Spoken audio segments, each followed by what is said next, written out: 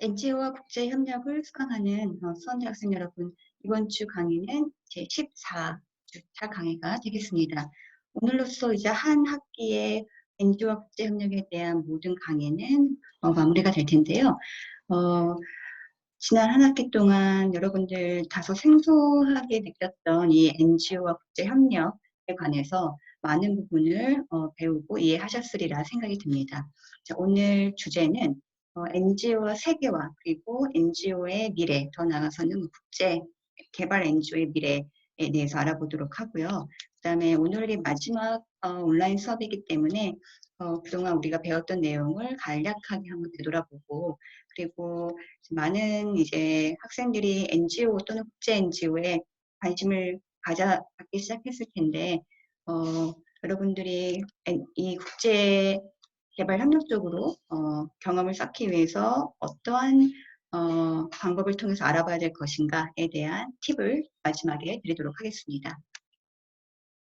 자, 우리가 NGO가 이 국제 사회 속에 크게 역할을 하기 시작하고, 국제사회에서 이 NGO의 존재감이 두드러지기 시작한 게 바로 이제 세계화 현상이 나타나고 나서부터입니다. 세계화에 대한 현상은 제 수업의 국제관계론 시간에 한 주의 그 강의를 통해서 자세하게 배우게 되는데요. 조금 세계화란 무엇인가에 대해서 이야기해 보자면, 세계화는 싱글 스페이스라는 개념을 가지고 있습니다. 즉, 지구는 하나이다. 예전에는 국가라는 존재가 굉장히 크게 형성이 되었던 반면에 세계화가 이 국제사회를 휩쓸고 지나간 그 다음에는 지구는 하나이며 더 이상 국가만으로 생존할 수 없는 그런 상황 속에 놓여져 있다라는 것을 사람들이 인식하게 되었다는 것이죠. 왜냐하면은 많은 사람들이 국가의 국경을 넘어서 이주하게 되고요. 이주가 아니어도 사람들은 국가를 넘어선 여행을 하게 되죠. 그리고 인터넷과 과학기술의 발달로 대중매체를 통해서 우리는 이 국가 외의 다른 국가에서 또는 정말로 한 번도 가보지 못했던 더 머나먼 대륙에서 일어나는 다양한 사건들, 사고들을 인터넷이나 뉴스를 통해서 접하게 됩니다. 그리고 특히나 요즘 시대에 들어와서는 전문직 종사자가 두뇌 유출 현상으로 인해서 국경을 넘나드는 활동이 활발해지기 시작했고요. 문화의 다양성 그리고 초국적 의식이 그로 인해서 생겨나기 시작했습니다. 이것이 이 모든 현상이 바로 세계화라고 할 수 있습니다. 사실 제가 방금 이야기해드린 내용은 세계화의 아주 지극히 현실적인 부분인데, 세계화 현상에서 나타날 수 있는 긍정적인 요소도 있고 부정적인 요소도 분명히 있습니다. 먼저 이제 긍정적인 요소를 보면은 사람들의 이주와 사람들의 이러한 움직임이 다 자유로워졌다라는 것이고요. 그리고 우리가 그곳에 가지 않아도 그곳 사정을 인터넷을 통해서 잘 알 수 있고, 그리고 기업들은 상호 의존 관계 또는 국가 또한 상호 의존 관계 또는 시민들도 상호 의존 관계 속에서 서로 상호 협력하는 돈독한 관계가 형성이 되었다라는 긍정적인 현상이 있는 반면에, 부정적인 현상으로는 이제 뭐 테러라든가 그 다음에 국가별의 분쟁이 더 심화됐다라든가, 그 다음에 세계 경제 위기라는 것을 우리가 직면하게 되었다라든가, 지구 온난화, 에너지 고갈, 그리고 이주 노동자의 인권 문제, 그리고 제3세계 빈곤, 뭐 이런 것들이 모두 다 세계화가 진행이 되면서 이 국제사회 속에서 나타나게 된 이슈 또는 문제 또는 부정적인 요소들이라고 할 수가 있겠습니다. 대한민국 같은 경우는 김영삼 정권 1993년도쯤에 세계화의 물결이 거세게 한국으로 들어왔고요. 그리고 그때부터 대한민국은 활발히 국제화, 세계화에 걸맞는 국가 또는 인재 양성을 위해서 노력하기 시작을 했습니다. 그 첫 번째가 바로 이제 영어에 대한 부분이었기 때문에 영어를 잘하는 인재를 양성해내자는 게 이제 세계화가 대한민국에 들어올 때 그쯤에서부터 나타나기 시작한 현상입니다. 세계화를 보편적으로 전문가들은 뭐 국제화, 자유화 또는 서구화 또는 보편화 뭐 이런 개념 등으로 많이 쓰는데, 과연 NGO를 공부하는 이 수업에서는 세계화를 어떻게 바라봐야 될 것인가? 사실상 세계화를 NGO 측면에서 바라볼 것이 아니라 시장의 개념 또는 신자유주의라는 우리가 이론을 배웠는데, 자유주의 입장에서 세계화를 설명을 한다면 시장의 주도, 그다음에 정부 역할의 축소, 그리고 그로 인한 경제 성장과 근대화 확산이라는 현상이 바로 그 중심에 놓여져 있습니다. 세계화는 이제 사실상 많은 부분 경제적인 측면에서 설명이 되지만 사실상 경제 하나만의 단일 차원으로 만들어지는 과정은 아닙니다. 역시나 사회, 문화, 정치, 경제를 모두 다 포괄하는 다차원적인 과정이고 긴 시간 동안 구축해온 현상이기 때문에 모든 것을 뭐 동일한 기준, 규범, 뭐 이런 체제로 묶기에는 매우 힘듭니다. 세계적으로 통용되는 뭐 교육, 인권, 발전에 대한 가치들이 모든 국가들이 이제 똑같은 형태에서 동질성이나 또는 동형화라는 현상으로 나타나는 것이 바로 또 세계화의 부정적인 측면이기도 하겠습니다. 또한 세계화는 이제 부자는 더 부자, 가난은 더 가난하게 만드는 현상도 나타난다고 전문가들은 얘기하고 있습니다. 한국도 마찬가지로 그런 이야기가 많이 나오곤 했었죠. 세계화는 이렇게 공부해 봤는데 사실 세계화가 진행이 되면서 반세계화 또한 국제사회에서 진행이 되고 있습니다. 세계화를 대표할 만한 가장 큰 NGO라고 해야 될까요? 또 NGO라고 해야 되겠죠. 왜냐하면 정부가 만든 기관은 아니기 때문에 세계화를 대변하는 가장 큰 NGO 집단이 바로 세계경제포럼 WEF라는 곳입니다. 이 WEF는 스위스 제네바 대학의 교수에 의해서 1971년도에 설립이 되었고요. 지식인 또는 엘리트 간의 글로벌 파트너십을 강화하는 조직으로 점차 발전해 나갔습니다.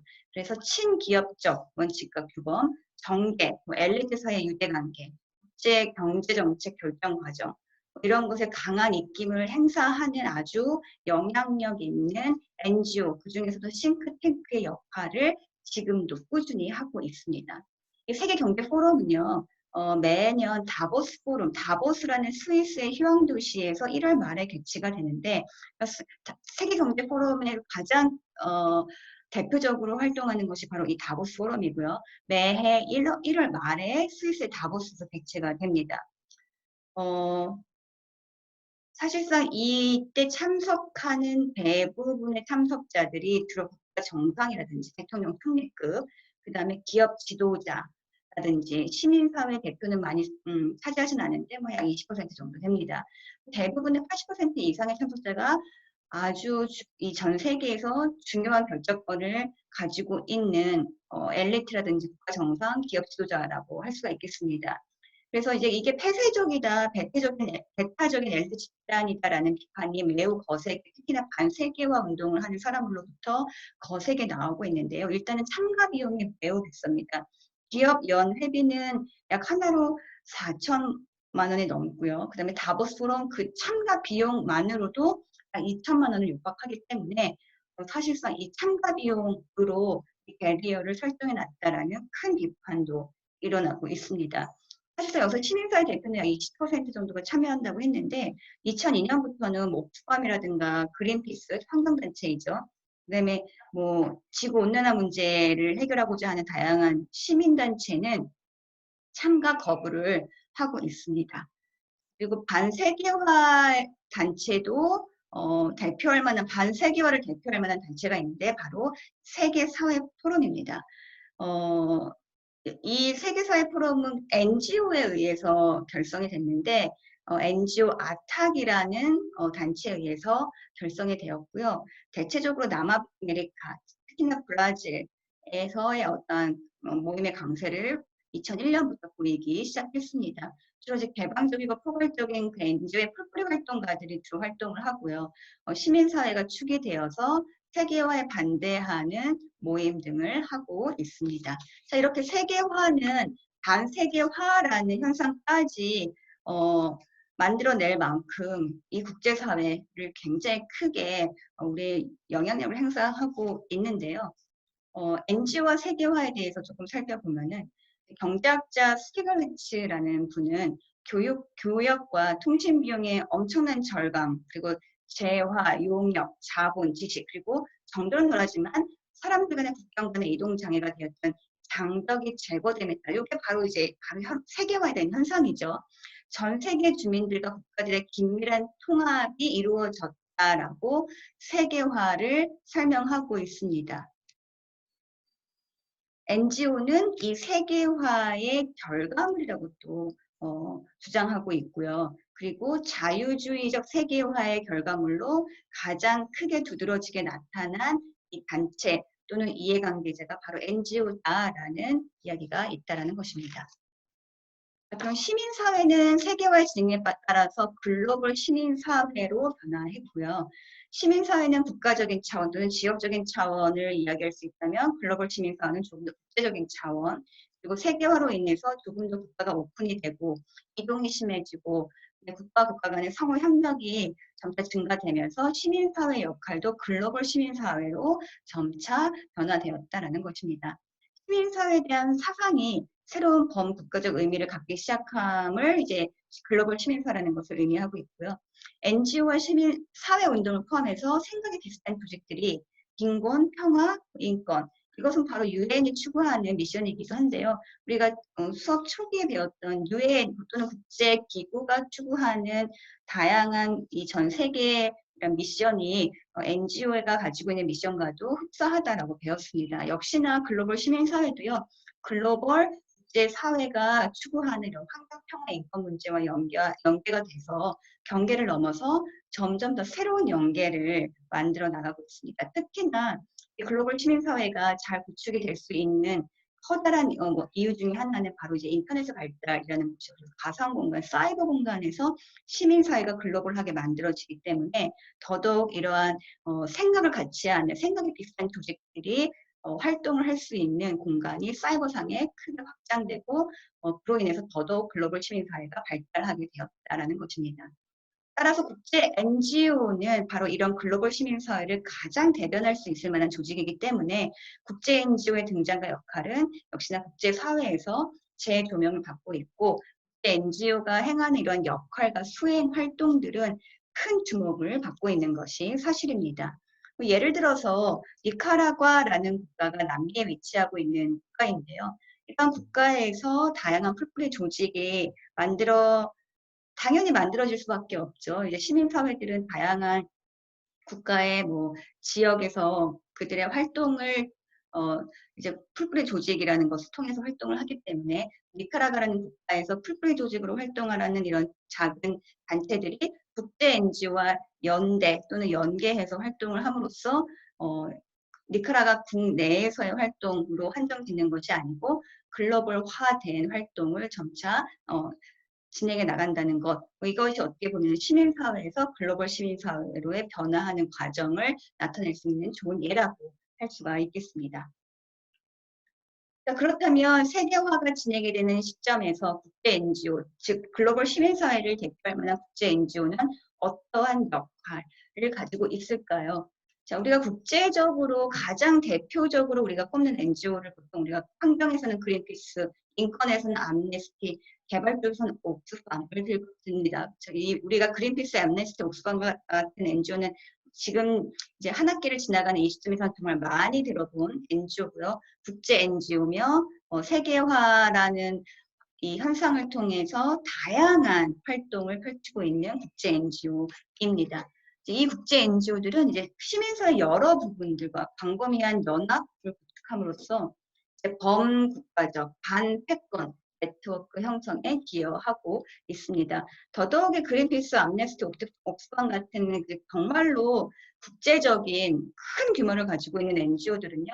한 국가, 여러 국가가 아니라 전 세계 대부분의 국가에서 활동을 하고 있기 때문에 다양한 국가 또는 심지어는 국제사회에 큰 애드보커시 활동을 통한 영향력을 행사할 수 있다는 것이죠. 그들이 가지고 있는 이 네트워크는 국제사회, 국제기구가 갖고 있는 국제기구가 갖고 있는 네트워크만큼이나 어마어마한데요. 이러한 이들의 활동을 통해서 시민사회 목소리가 더 커지고 정부 또는 국제기구에 대한 이런 옹호 활동 또는 애드보커시 활동이 더 확대되는 우리가 과정도 목격할 수가 있었습니다. 자, 그래서 이제 글로벌 시민사회에서 행위자들의 잠재적, 장기적 영향력은 그들의 물질적 자원에 달려있는 것이 아니고 새로운 정체성을 창출해서 기존의 사고방식에 대항함으로써 전 지구적으로 다른 여러 곳의 사람들 간의 새로운 유대관계를 형성할 수 있는 능력에 달려 있다라고 이제 이런 그린피스, 앰네스티, 옥스건 같은 국제 NGO들의 전문가들은 얘기하고 있습니다. 자, 바로 이 문구를 읽어보니까 저는 우리가 전 시간에 배웠던 그 NGO에 대해서 생각이 나는데요. 여행 상품을 개발을 해서 사람들에게 다른 곳, 미국이 아닌 다른 지역에 에서의 다른 지역의 다른 곳을 여행하게 해줌으로써 그곳에서 발생하고 있는 그들만의 문화적 문제 또는 정치적 문제, 경제적 문제를 직접 눈으로 확인하고 그들이 살지 않는 다른 지역의 다른 영역에 살고 있는 사람들과 교류함으로써 새로운 유대관계를 형성할 수 있었다라는 것을 우리가 NGO의 이 케이스 스터디를 통해서 배운 바가 있는데요. 바로 이 국제 NGO의 역할을 가장 잘 얘기해주고 있는 문구여서 제가 그대로 따왔습니다. 사실상 NGO가 가지고 있는 가장 큰 특징 또는 가장 큰 역할에서의 어떠한 수익을 창출한다는 부분은 빠져있죠. 비영리이기 때문인데요. 시민사회 또는 이 NGO들이 가장 크게 가져갈 수 있는 특징이자 역할은 결국에 이 전 세계화의 영향으로 인해서 이제 국가와 국가 간의 문턱이 더 낮아진 이 시점에서 우리는 누구를 조금 더 국제 기구가 하는 역할보다는 시민의 풀체적인 차원에 있어서 서로를 이해할 수 있고 문화는 다르고 서로 다른 환경에서 살아가고 있지만 서로 다름을 인정하고 누가 더 잘났다 못났다가 아니고 서로 다름을 인정하고 다름을 인정하기 위해서는 어떠한 시각이 필요합니까? 그냥 그들을 인정하는 편견이 없는, 그쵸? 그리고 조금 더 많은 글로벌한 경험으로 인해서 이제 쌓을 수 있는 이런 유대감, 네트워크를 형성하는 게 바로 이 시대, 세계화 시대의 국제 NGO가 해야 할 역할이 아닌가 하는 생각을 개인적으로도 해봅니다. 자, 그럼 좀 더 구체적으로 세계화가 불러온 NGO의 새로운 시도들이 있습니다. 제가 뭐 새로운 시도라고는 하지만 우리가 다 배웠던 내용들입니다. 조금 더 복수에 가까운 내용인데요. 세계화가 불러온 영향은 바로 이제 과학기술과 인터넷의 발달이라고 했고요. 그로 인해서 세계화로 인해서 각국의 국가가 국경이 모호해지는 현상이 나타나면서 이 빈국가, 최빈 개도국 또는 개도국가, 선진국 간의 이러한 교류도 굉장히 활발해졌습니다. 그리고 그 교류가 어떠한 측면으로 나타나는가 봤더니 이제 원조라는 ODA라는 측면에서도 나타나고요. 그 다음에 조금 더 진행이 된 최근 들어서는 파트너십으로의 형상으로 나타나기 시작했습니다. 자, 조금 전에 이제 과학기술의 발달, 인터넷의 발달이 바로 세계화가 가지고 온 또 하나의 큰 결과물이라고 했는데요. 그로 인해서 NGO는 어떤 시도들을 할 수 있는가 봤더니 소액금융이라는 것을 새롭게 시도할 수가 있었습니다. 우리가 소액금융은 굉장히 많은 수업 시간에 이야기를 나눴던 부분입니다. 이제 대표적인 소액금융을 시초로 시작한 곳이 그라민은행이라는 사회적 기업이 있고요.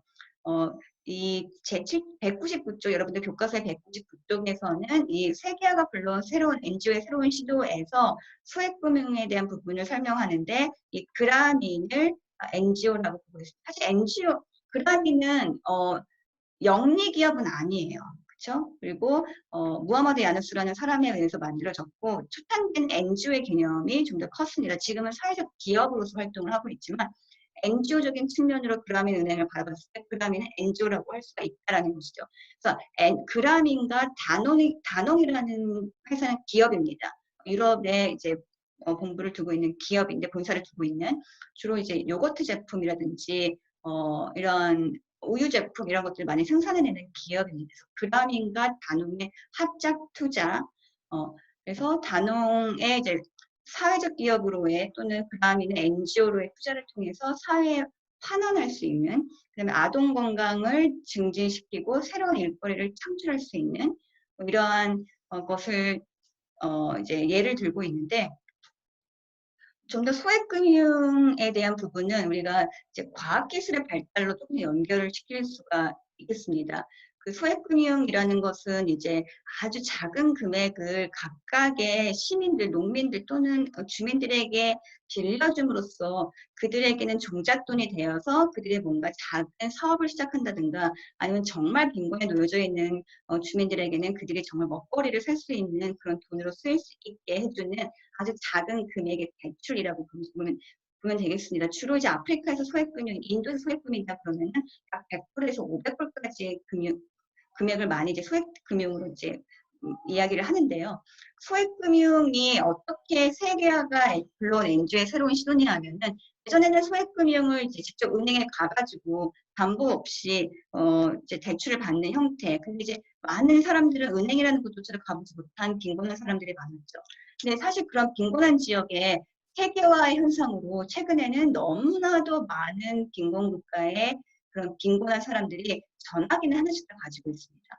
휴대폰 보급률이 사실상 이제 월드뱅크에서 조사한 바에 의하면 개발도상국의 휴대폰 보급률은 어마어마할 정도로 상승하고 있다고 합니다. 그리고 이미 너무나도 많은 개발도상국의 주민들이 집은 없고, 그렇죠? 그다음에 뭐 포탄된 도로가 깔린 곳 근처에서 살고 있진 않더라도 1위가 없더라도 핸드폰은 하나씩 다 들고 있는 개발도상국의 빈곤한 주민들이 많다라는 것입니다. 이런 사람들에게 핸드폰도 갖고 있기 때문에 핸드폰을 통해서 송금을 통한 소액금융을 받는 시스템이 구축이 됐고요. 그리고 브라민도 이런 부분에서 큰 영향을 미친 곳이라고 할 수가 있겠습니다. 소액금융은 이제 그렇게 이제 좀 정리하면 되겠고요. 그다음에 그라민 단옥의 합작 투자는 어떻게 보면은 이제 단홍이라는 기업과 그라민이라는 NGO가 합쳐져가지고 이제 개발도상국의 다양한 어린이들에게 영양소가 섞여져 있는 단홍 제품을 개발도상국 아이들에게만 맞는 상품으로 만들어가지고 개발도상국 어린이들에게 아주 싼 값으로 판매한 그런 예인데요. 결국에는 아동 건강을 증진시킬 수가 있었고 그 다음에 개발도상국의 새로운 일거리를 창출시킬 수 있었다라는 것이죠.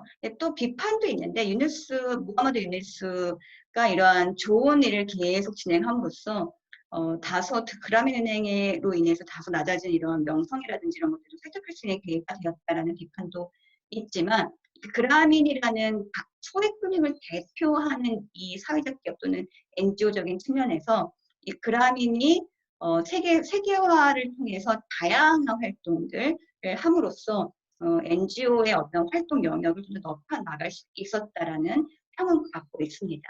소액금융이 이제 한 가지가 될 테고요. 두 번째로는 세계화가 진행됨에 따라서 NGO의 역할이 굉장히 부드러졌다라고 제가 설명을 해드렸는데 그 역할은 NGO 본연의 역할도 있지만 기업과 국제기구 또는 국제정부와의 협력을 통한 파트너십 구축이라는 부분도 굉장히 중요해졌다는 것입니다. 특히나 기업과의 파트너십은 세계화를 통해서 기업이 다양한 사회적 책임을 요구받으면서 사회공헌 활동을 NGO와 협력해서 펼치는 사례가 매우 늘어나고 있습니다. 대한민국도 마찬가지고 그런 부분에 있어서 NGO가 기업과 협력해서 기업의 사회공헌 활동을 대신해주는 그런 대체자의 역할로 굉장히 크게 부상하고 있다는 것입니다. 예를 들어서 이제 모잠비크 패시너 사업, 여러분들 교과서 196쪽에서 얘기하고 있는데요. 미국의 NGO, 테크노 서브라는 NGO와 이제 기업 그리고 덴마크 NGO, SMB의 합작 또는 파트너십으로서 이제 모잠비크 캐시너 사업을 진행한 바 있습니다.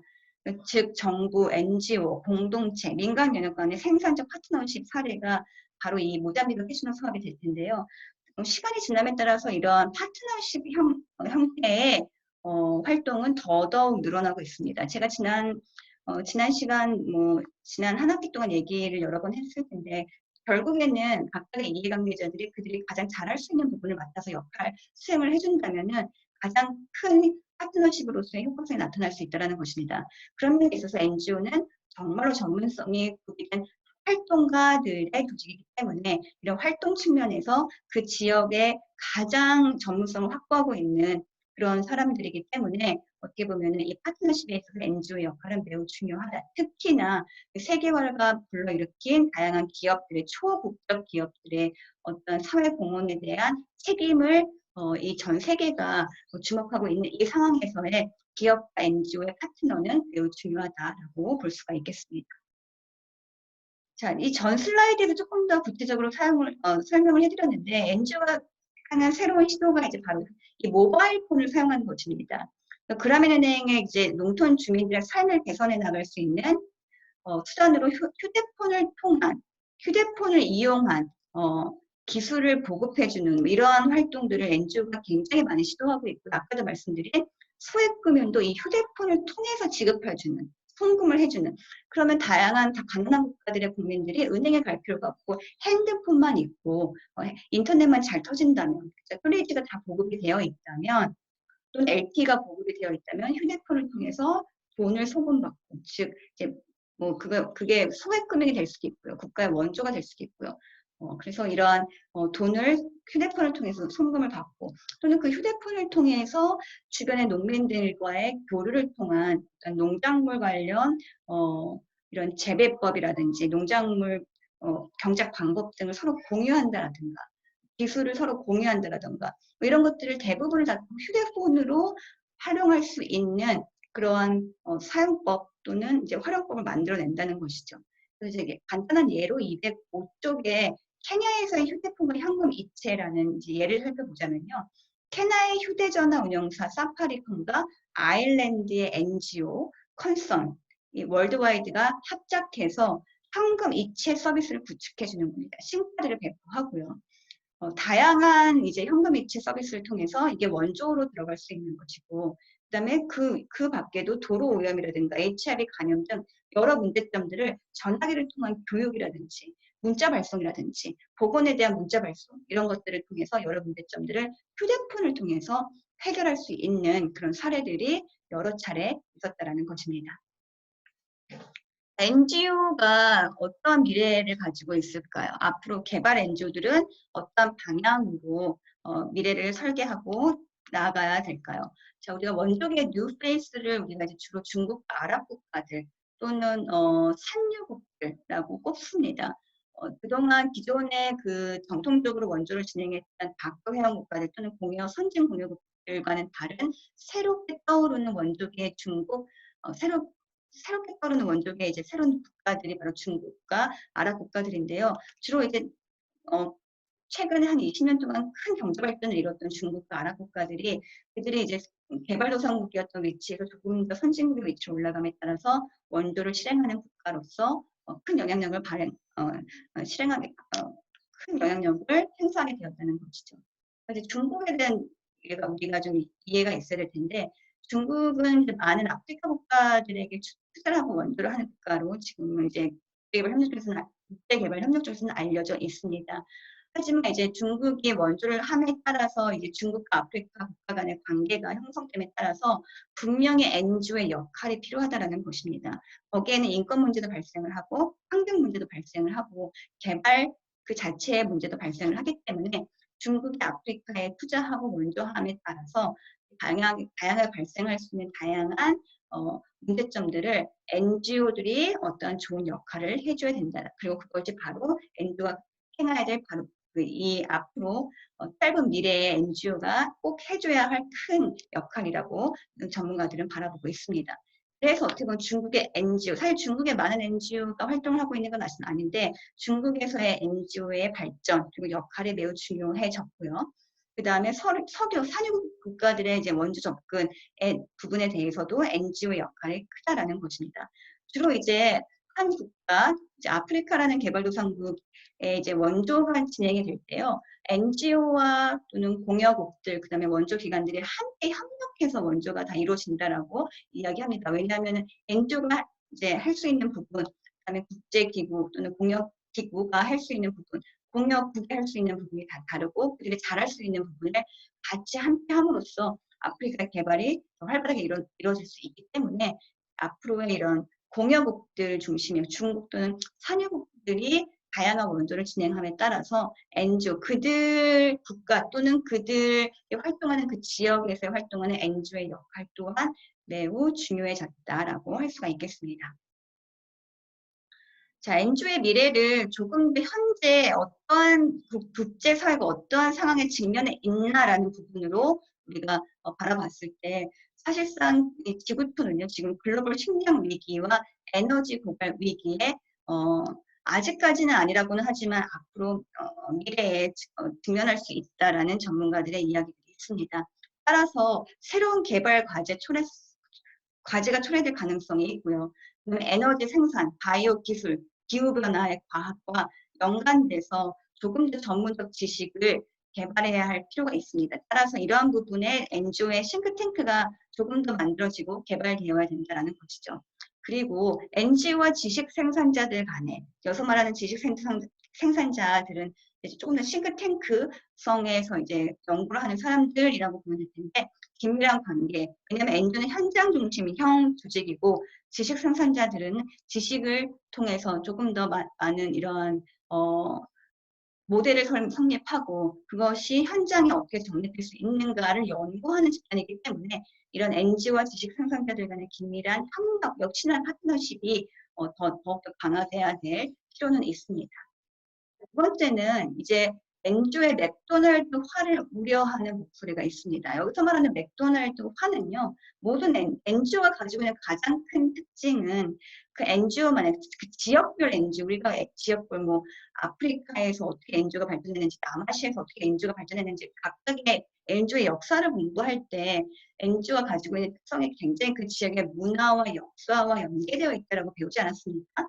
그런데 NGO가 조금 더 이 글로벌화되고 그 규모가 커지고 조직이 커짐에 따라서 모든 NGO들의 그 특성이 다 동질화되는 이런 현상이 나타나고 있는데 그것이 바로 우리가 맥도날드화입니다. 맥도날드는 서울에 있는 맥도날드를 가나 미국의 LA에 있는 맥도날드를 가나 케냐의 나이로비에 있는 맥도날드를 가나 맥도날드에서 먹을 수 있는 메뉴, 맥도날드에서 먹을 수 있는 그 메뉴에서 햄버거에서 우리가 느껴지는 그 맛은 다 동일하지 않습니까? 뭐, 완벽하게 동일하다고 말할 수 없지만 그래도 다 비슷한 맛을 가지고 있습니다. 따라서 이제 맥도날드화라는 의미에 대한 해석은 결국에 NGO가 다 그 고유의 특징이라든가 고유의 유니크함이 없어지고 점점 비슷해지는 현상이 나타난다라는 것입니다. 조용하게 지역에서 차근히 변화를 위한 활동에 중점을 둬야 되고요. 사실상 그 지역의 특성에 맞게끔 NGO는 활동을 해야 합니다. 왜냐하면 그 지역은 모든 지역은 전 세계 위치한 모든 지역은 똑같은 문제를 가지고 있는 것이 아니기 때문에 그 지역만의 문제점들을 잘 파악하고 그 지역을 위한 활동을 하는 것이 NGO로서 지금 필요한 상황이라고 할 수가 있겠습니다. 표준화, 낮은 품질, 대량 생산 등의 상업화로 변질될 가능성이 충분히 있기 때문에 이 부분을 NGO는 고민해 봐야 된다는 것입니다.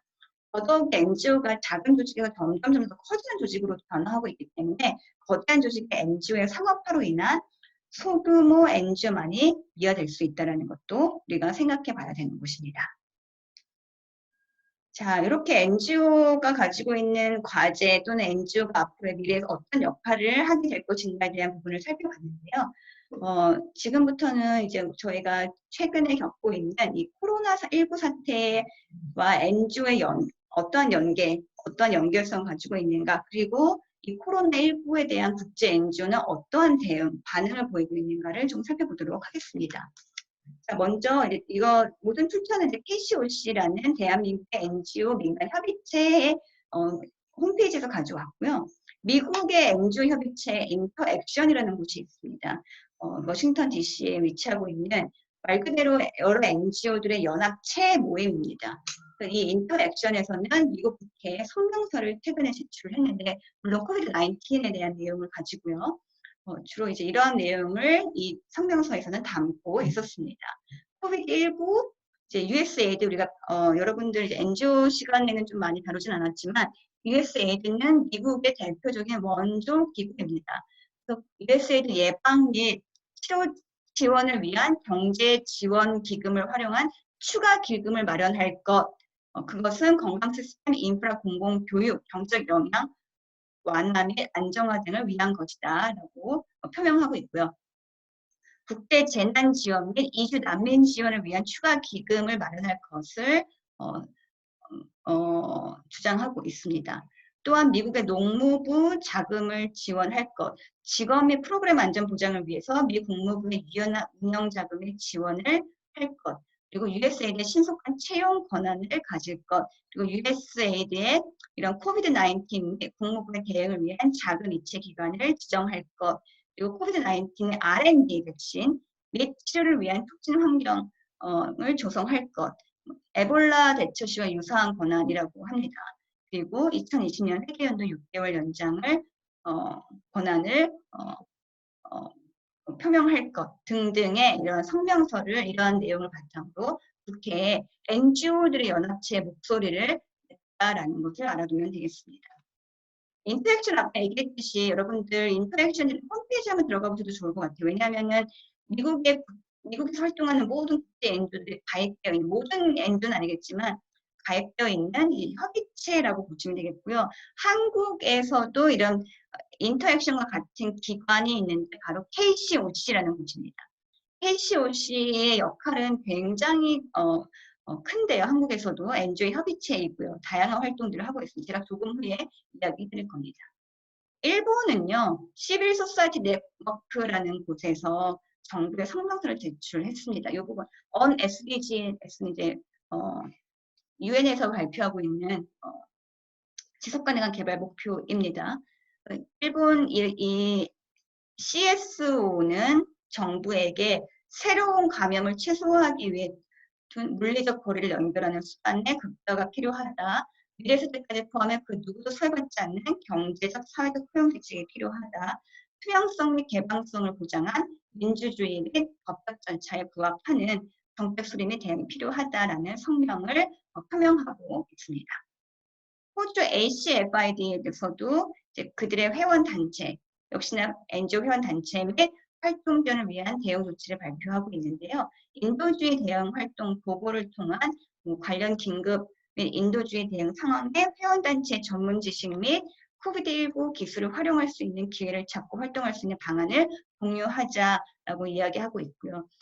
조금 더 기부자의 기부금 활성화를 우리가 활동으로서 보여주자. 그리고 호주 정부 및 기타 공유국가의 협력 자금 제공 및 유연한 프로젝트 운영 옵션을 확보하자라는 내용을 담고 있습니다. 개발도상국의 파키스탄 국가의 PDA라는 기구에서도 정부 및 시민에게 성명서를 코로나19를 위한 성명서를 제출했는데요. 이 코로나19 시대에 우리가 빈곤계층, 소외계층을 위한 생활을 지원해주자. 그리고 코로나19 사태 중에는 기존의 다양한 이슈와 관련된 시위 및 분쟁은 하지 말자. 더 많은 의료시설, 의료진 확보를 하자. 그리고 코로나19 CSO 비상기금 마련, 그리고 효과적인 사용을 위한 지역 재해관리 당국과 협력을 구축하자. 그리고 CSO, 그리고 INGO 민간 부분 전문가를 포함한 이해관계자 회의를 통해 국가 대응 전략을 수립하자. 그리고 INGO, NGO, CSO 중에 지원금 송금 및 외국의 기부금을 수령하는 데 불필요한 지연 과정을 해결하여 양자 다자가 기부를 촉진시키자 등의 구체적인 성명서를 발표한 바 있습니다. 자, 이렇게 코비드-19가 확산됨에 따라 전 세계적으로 어쩌면 코비드-19도 세계화를 통해서 나타날 수 있는 결과물, 부정적인 결과물의 한 가지로 우리가 생각할 수가 있는데, 다양한 국가에서도 이러한 NGO들 또는 국제 NGO들은 이러한 코로나19에 대응하는 다양한 성명서를 발표하고 있음을 우리가 확인할 수가 있습니다. 국내에서도요, 국제 NGO들이 코로나19에 대한 활동들을 활발하게 펼치고 있는데, 대표적으로 월드비전을 좀 보니까 취약계층 가정과 아동을 위한 호흡기 질환 예방 키트, 그리고 긴급 식료품, 지원금, 의료진과 방역 인력의 방호복 등을 전국 지역본부를 통해 전달했다고 월드비전 홈페이지에서 보고하고 있습니다. Save the Children이라는 NGO 단체에서도요, 한국의 전국 지부와 사업장을 통해 취약계층에게 개인 위생용품과 식료품, 생필품 등 긴급 물품을 전달하고 긴급 상황 대비 생계비를 여전히 지원하고 있다고 발표하고 있습니다. 한국에서 만들어진 국제 NGO 군 네이버스에서는요, 대구 경북 지역 그리고 전국 사업장을 통해서 코로나19 감염 예방 물품을 구입하기 어려운 취약계층 가정과 저소득 가정 아동을 대상으로 진행을 하고 있다고 밝히고 있습니다. 자, 이렇게 코로나19에 다양한 국제 NGO들이 국내외에서 여러 가지 활동을 통해서 돕고 있다는 것 우리가 확인을 해봤는데요. 사실상 이런 자연재해라든지 국제적인 재난의 시기가 왔을 때 가장 그 활동의 영역이 넓고 가장 많은 활동 또는 지원을 해줄 수 있는 게 바로 이런 NGO들입니다. 왜냐하면 그들은 조직적으로 이미 현장에서 활동할 수 있는 그러한 전문성을 내포하고 있고요. 또 이러한 긴급 구호라든지 다양한 재난에 어떤 역할에 탁월한 능력을 갖고 있는 조직이기 때문에 이런 국제 NGO의 활동이 굉장히 이번 코로나19 사태에서도 두드러지게 나타났다라고 우리가 이야기할 수가 있겠습니다. 이렇게까지 한번 코로나19 사태에 어떠한 NGO들이 어떻게 활동을 하고 어떤 성명을 구체적으로 발표하고 있는지를 좀 살펴봤고요. 자, 이번 학기 벌써 14주 동안 우리가 NGO와 국제 협력에 대해서 배워왔습니다. 사실상 온라인 수업이었기 때문에 많은 부분을 조금 더 현장에서 전달해주고 공유하고 함께 이야기 나눠볼 수 있는 시간을 조금 기대했으나 그렇지 못한 온라인 수업으로 이어갔다는 점이 매우 개인적으로도 안타깝고요. 하지만 여러분들 충분히 수업을 통해서 다양한 강의 자료 그리고 강의 영상을 통해서 NGO에 대해서 많은 부분 이해하고 배우셨으리라 생각이 듭니다. 자, 이번 학기 NGO와 국제협력이라는 수업을 마치면서 우리가 지난 14주 동안 무엇을 배웠는지를 좀 살펴보도록 하겠습니다. 제일 먼저 우리는 사회과학이라는 것이 무엇인지 개념을 이해했고요. 사회과학 안에 포함되어 있는 NGO 학에 대해서도 공부해 봤습니다. 더 나아가서는 좀 구체적으로 NGO의 개념, 더 나아가서는 개발 NGO가 가지고 있는 의미, 개념, 특징 등을 살펴봤습니다. NGO의 역사에 대해서도 알아봤는데요. NGO의 역사를 우리가 서구적 관점으로 봤고 지역적 NGO의 발전, 그리고 과정, 특성 등을 통해서 역사를 배워보았습니다. 국제개발 이론을 사실상 NGO에게도 매우 중요한 부분이기 때문에 이론을 공부해 봤고요. 그 이론은 근대화 이론, 종속 이론, 신자유주의, 대안적 개발 등등이 있었습니다. 최근에 들어서 활발하게 주목받고 있는 이 대안적 개발 활동가들에 대한 부분도 우리가 살펴봤고요. 그들이 어떻게 활동하고 있는지에 대한 부분도 자세하게 배워보았습니다. 자, 그리고 더 나아가서는 NGO의 역할을 구체적으로 살펴봤는데요. NGO의 역할은 서비스 제공자, 애드보커시 활동가, 혁신적 개발 모델 수립하는 다양한 부분에서 우리가 NGO의 역할을 좀 구체적으로 살펴보았습니다. 그리고 NGO의 재정에 대해서도 알아봤고요. 그리고 대한민국과 NGO, 그리고 대한민국에서의 NGO가 어떻게 발전해 나가고 있는지에 대한 부분도 배워보았습니다. 그리고 케이스 스터디, NGO에 대한 케이스 스터디에 틈틈이 여러 번 했었죠. 케이스 스터디도 했고, 그리고 오늘 마지막으로 이 세계화와 NGO가 가지고 있는 미래 등을 살펴보았습니다. 이렇게 우리가 14주 동안 NGO와 국제협력에 대한 많은 부분을 배울 수가 있었습니다. 자, 그렇다면 수업에서 배운 부분을 조금 더 나에게 개인적으로 좀 뭔가 내가 새로운 경험을 좀 해볼 수가 없을까라는 부분을 여러분들이 궁금해 하신다면 제가 조금 준비를 해봤습니다. 저는 국제 NGO 또는 NGO에서 일을 또는 인턴을 또는 봉사활동 한번 해보고 싶습니다. 라는 생각을 가지고 있는 학생은 이렇게 들어가서 검색을 해보시면 될 것 같습니다. 주로 제가 학생들을 면담할 때 많은 부분 이 부분을 얘기해주고 있는데요. 아까 얘기했던 우리 NGO 민간 협의체 KCOC가 있더라고 하지 않았습니까? KCOC에서는요, 이런 학생들 또는 젊은이들의 채용 또는 인턴, 봉사활동을 모두 다 총괄하고 파견을 내보내고 뽑고 뭐 이런 걸 대부분 많은 부분의 일을 KCOC에서 하고 있습니다. 여러분들 KCOC의 홈페이지에 들어가 보시면 이 정도의 이제 활동 영역, 활동 참여에 대한 것을 보실 수가 있는데 이것을 클릭해 보시면 이런 활동 참여의 다양한 내용이 뜹니다. 자, 그러면 이 활동 참여에서도 채용 정보라든지 해외 봉사 활동을 클릭을 하시면 너무나도 많은 NGO 또는 국제 NGO에서 채용 또는 해외 봉사 활동에 대한 내용을 올려놓고 있습니다. 이 부분을 여러분들 집중적으로 보시면 내가 이번에 방학 때 또는 뭐 한 학기 휴학을 하고 해외 봉사를 나갔다 오고 싶어. 또는 내가 이제 4학년인데 인턴을 좀 알아보고 싶어 하는 분들은 이 채용 정보와 해외 봉사 활동란을 클릭하시면 되겠습니다. 제가 채용 정보란을 한번 클릭해 봤더니 우리가 조금 전에 말했던 월드비전 국제구호팀에서 그랜트 사업 담당자를 채용을 했더라고요. 2020년도 6월 6일이고요. 아마 채용 중일 겁니다. 그리고 월드비전 국제구호팀은요, 여러분들 그 유명한 한비안 씨, 그쵸? 가 오랫동안 일했던 곳이 바로 월드비전 국제구호팀입니다. 즉, 월드비전이라는 국제적인 NGO에서 이런 코로나19 사태나 자연재해가 일어났을 때 이 국제구호를 어떻게 할 것인가를 기획하기도 하고 실질적으로 버제팅, 사업 계획을 만들고 실행하고 뭐 이런 모든 걸 총괄하는 곳인데요. 해당 직무는 뭐 결국에는 코이카 인도적 지원, 여기 나와 있죠. 코로나19 대응, 긴급구호, 사업 관리 및 보고 담당, 또는 그랜트라는 것은 정부 보조금으로 여러분 이해하시면 되겠는데 정부 보조금을 어떻게 활용해서 이걸 사업화시킬 건지를 기획하는 업무이기도 합니다. 이렇게 각각의 국제기구 또는 뭐 국제기구는 많이 안 올라오는데요. 국제 NGO에서 채용을 하고 싶은 NGO가 있으면 너무나도 많은 NGO들이 이 채용 정보에 올리고 있습니다. 인턴 쪽을 제가 좀 살펴보니까 이 하반기 국내버스 ODA YP 채용이 올라와 있더라고요. 근데 국내버스뿐만 아니고 다양한 기관에서 ODA YP 채용을 지금 현재 하고 있습니다. 끝난 곳도 많고요. 채용일이 이제 7월 초기 때문에 대부분 많은 기관에서는 끝나고 지금 채용을 하고 있는 것으로 알고 있습니다.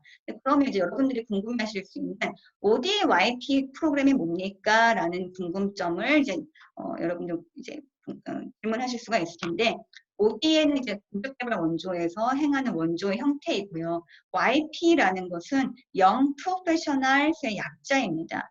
그래서 이제 이 코이카가 다양하게 ODA 사업에 참여하는 기관, 기업, NGO 단체 등 이런 기관이나 단체의 우수 청년 인재들을 채용을 하는 기회를 주기 위해서 먼저 그 중간 과정으로 인턴십이라는 것을 코이카에서 만듭니다. 그것을 우리가 ODA YP 프로그램이라고 합니다. 코이카에서 만든 인턴 프로그램이에요. 결국 코이카 인턴이라고 보시면 됩니다.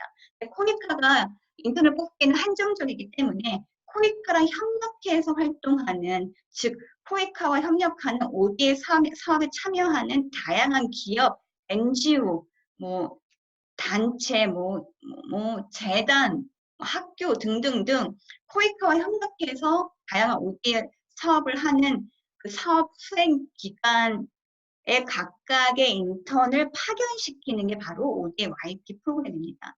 그래서 이제 여러분들 같은 청년 인재들이 이런 ODA 사업에 참여해 봄으로써 약간의 통로, 국제개발 협력으로 나아갈 수 있는 통로를 제공해 주는 겁니다.